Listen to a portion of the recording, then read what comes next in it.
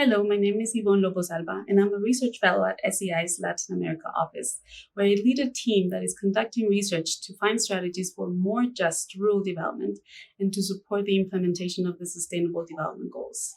One of the main components of our work is try to better understand and tackle the challenges posed on sustainable development in the region by the changing climate, which is already being felt in Latin America and the Caribbean in all of its impacts across the countries.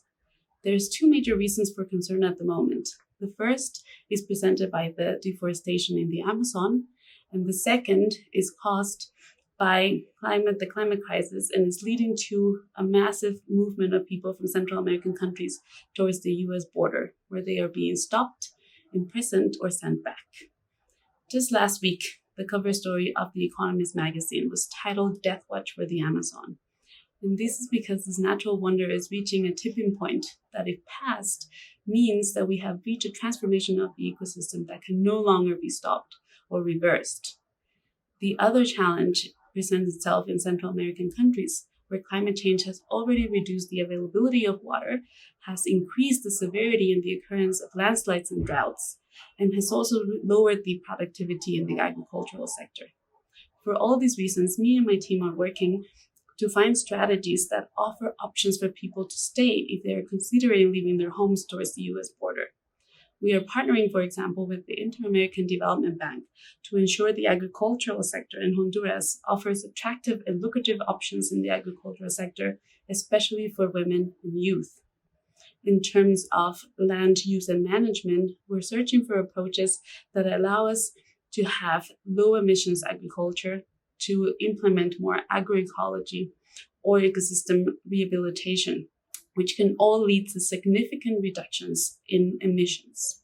In terms of policymaking, we support our partners to align their policies and their strategies to the SDGs and the climate goals simultaneously. And this is because we have seen that policy coherence can really allow us to identify and to minimize the trade-offs between economic development and the protection of our natural resource base. For all these reasons, I personally very much welcome the IPCC special report on climate change and land, especially because it highlights the important message that land matters for climate. What we do with our land will impact climate change, and the climate is already impacting our land resources. This is an urgent matter, as temperature rises will increase the pressure on our land and its productivity. The messages presented in this report are to be taken seriously if we really wish to achieve the SDGs and a decent life for all.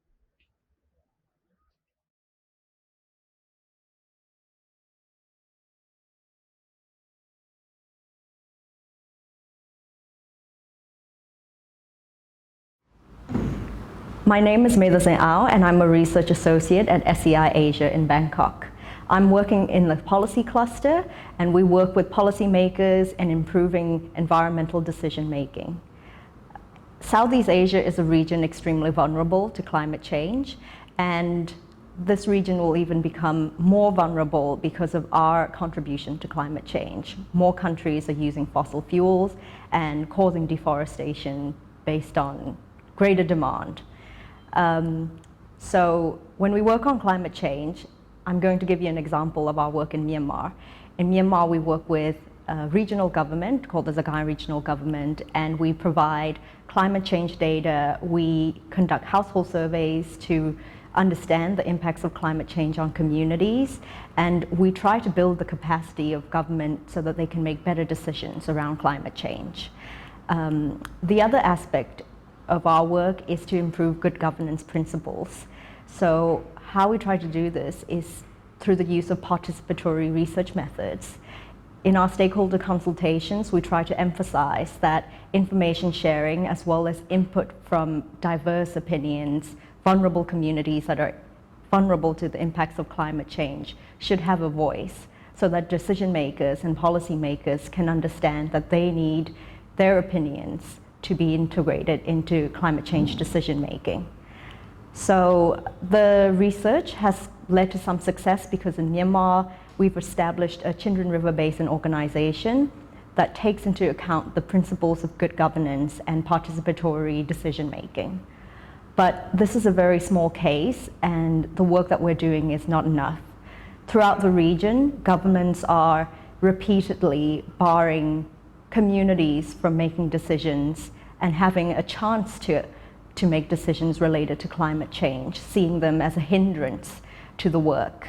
So very vulnerable communities like women and local communities that are extremely vulnerable to climate change don't have their voices and needs integrated into climate change decisions. So the IPCC report is extremely helpful because it provides knowledge and technical advice to respond to climate change.